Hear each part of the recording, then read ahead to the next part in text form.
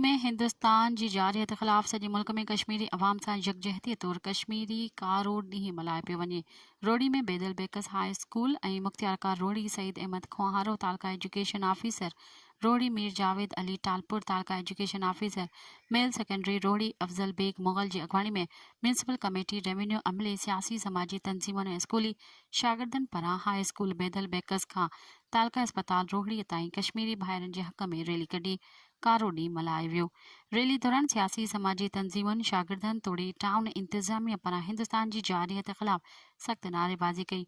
इन मौक़े ते मुख्तियारकार Rohri Saeed Ahmad खोहारो तालका education officer Rohri Mir Javed Ali Talpur तालका education officer male secondary Rohri Afzal bag Mughal ऐं सियासी समाजी तंज़ीमुनि जे अॻवाननि ऐं शागिर्दनि चयो त 27 अक्टूबर जे ॾींहं खे कश्मीर कारो ॾींहुं मल्हाए रहियो आहे। असीं हिन ॾुख जी घड़ी में कश्मीरी भाइरनि जे मज़लूम अवाम सां गॾु आहियूं।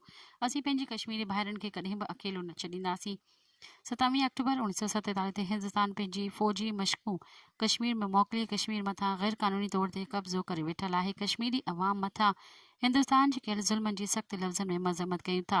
हिंदुस्तान कश्मीरियुनि मथां मुसलसल ज़ुल्म ऐं बर्बरियत करे रहियो आहे ऐं हिंदुस्तान कश्मीरियुनि खे अक़ूबत खाने में बंदि करे छॾियो आहे।